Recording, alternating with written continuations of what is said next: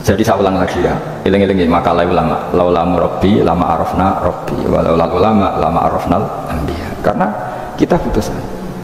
Kalau kamu tanpa sanad, maka membayangkan Islam itu sesuai yang kamu bayangkan tadi. Jadi misalnya bayangkan Nabi itu figur yang begini-begini, padahal kadang Nabi itu figur yang secara ilmu sholah itu malah kadang nggak iso nalar. Sing iso nalar itu ilmu yang riwayat. Misalnya gini, Nabi itu punya sisi unik. Kalau dahar itu di depan umum, kadang sampai di luar di depan umum. Terus kalau memperlihatkan sebagai manusia itu ya diperlihatkan. Kenapa? Karena Nabi jadi Nabi itu setelah Nabi Isa. Nabi Isa karena begitu sempurna malah kecelakaan dianggap pangeran. Sehingga Nabi itu kalau dari di depan umum. Terus Nabi istrinya banyak. Karena untuk mempertegas bahwa Nabi itu tidak Tuhan. Karena ciri utama Tuhan itu tidak beristri, tidak beranak, tidak makan, tidak minum. Jadi kemana cara bahasa modern itu Nabi justru bikin kontra dengan Tuhan supaya kelihatan tidak sebagai Tuhan. Nak loro yo bangga, nak dahar yo bangga, nak ngombe yo bangga. Justru itu bagus, itu di ranah ilmu. Tapi nak di ranah rasa, kan seneng di panutan yang terkenalir atau mangan, terkenalir atau ngombe. Kan kesannya kan luwe, wow luwe keren. Tapi secara ilmu itu tidak bagus karena nanti ada potensi kecelakaan dianggap Tuhan. Itu contoh-contoh kecil. Jadi itu ilmu.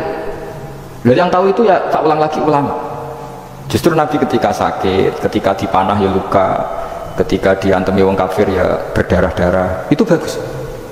Orang nggak perlu memitoskan Nabi itu orang yang misalnya nak dipanah rata tegas, dibacok rapopo. Iku gak Nabi pendekar jadi paham. Jadi tapi itu secara ilmu dan sahabat nggak pernah kecewa misalnya nyon sewu Nabi dipanah kok popo ya kecewa ya seneng aja. Karena mereka diajari Nabi, aku itu gak pangeran. Tidak ini saya cerita. Jadi andai kan agama itu tidak berdasar sanad, tidak berdasar ilmu, maka orang akan menghayalkan agama dengan pikirannya sendiri. Itu kan seperti orang idolakan Gajah Mada, wah Gajah Mada terlalu sempurna sampai musnah. Jadi kalau kuburan nih balik neng langit, soalnya itu intilah musnah terus macam-macam. Nah bayangkan kalau agama disepertikan itu, betapa bahayanya. Makanya agama itu butuh apa? Sanad. Karena sanad ini yang menjaga konstitusi apa? Agama. Makanya lengi-lengi apa? Laulal ulama lama arafnal anbiya, walau la murabbi lama arafna rabbi. Kita tidak pernah tahu Tuhan kecuali.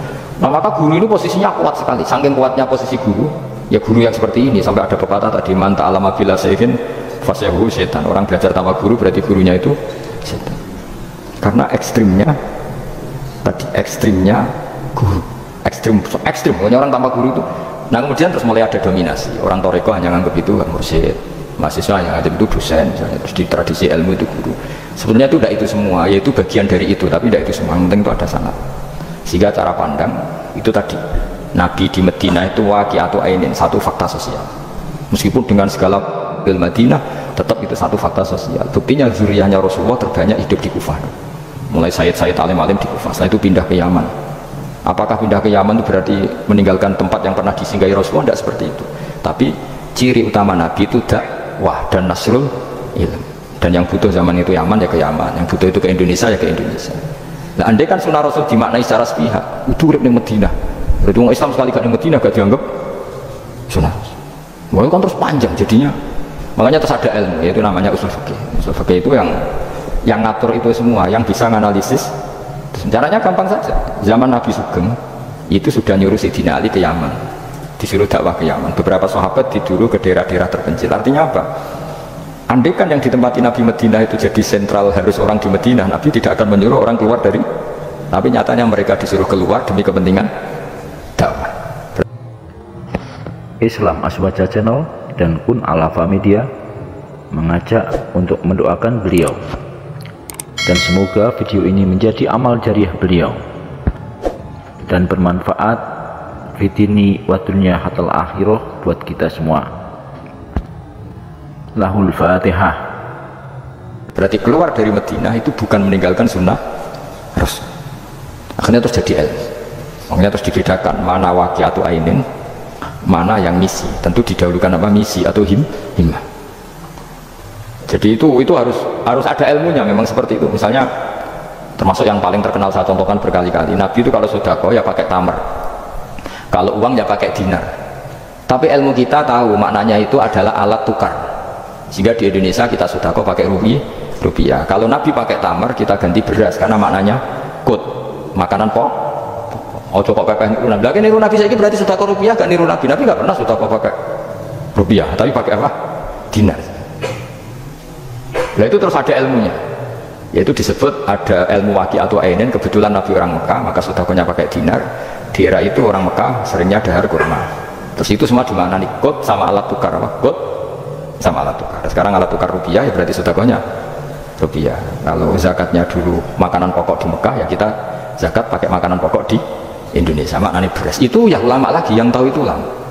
Lalu lengi-lengi ihdinas siratal mustaqim, siratal ladzina, jalannya mereka yang telah engkau beri nikmat. Karena kalau langsung atau kanjeng Nabi misalnya, terus sanatnya gimana tuh?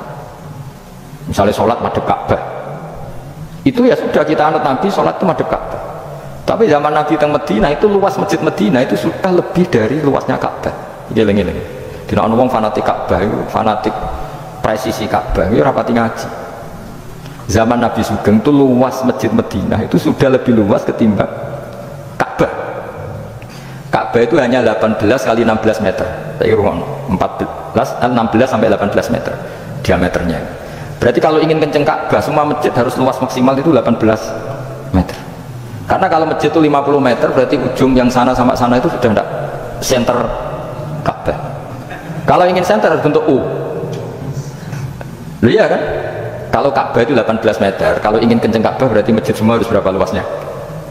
18 meter. Nanti kalau 50 meter yang ujung sana sama ujung sana, bodoh utopia, bodoh.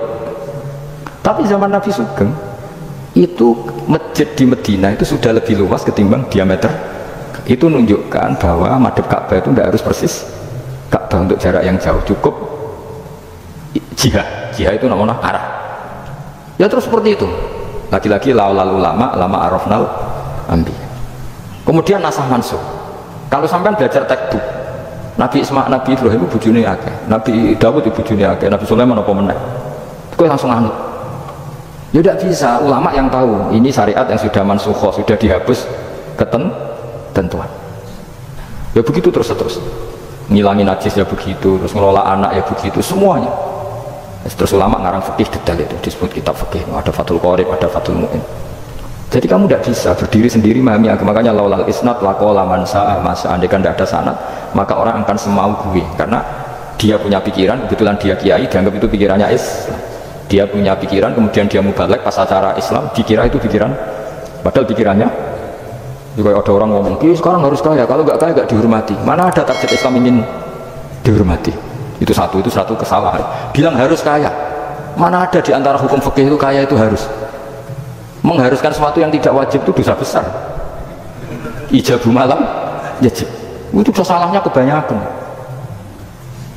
Terus target supaya dihormati, mana ada target Islam orang ingin diridani Allah, ingin dihormati uang itu. Lucu mana kan, itu mesti pikirannya sendiri, tidak mungkin itu pikiran Islam. Ya lagi laulal isnad laqala man sa'a masa, andai kan tidak ada sanad maka orang mau ngomong apa saja ngomong. Terus dibutuhkan sanad, termasuk hal-hal yang ekstrim itu juga butuh sanad.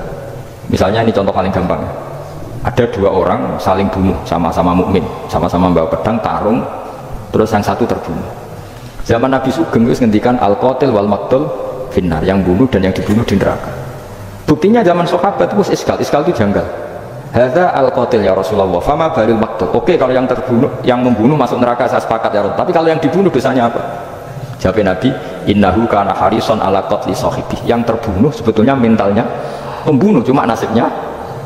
Maka yang diukur Islam itu himmah, bukan nasib. Dia terbunuh itu fakta, tapi mentalnya pembunuh, sehingga dia harus masuk neraka karena mentalnya pembunuh. Nasibnya terbunuh, tapi mentalnya pembunuh, sehingga al-qatil wal maqtul finnar. Nah itu seperti itu. Kalau nggak kita pakai riwayat nggak bisa, kita masih pakai logika, yang qatil di neraka, yang maqtul di surga. Maka jangan-jangan kita di Indonesia bisa saja kita ini Islamnya luar biasa, karena justru di Indonesia itu kita dakwah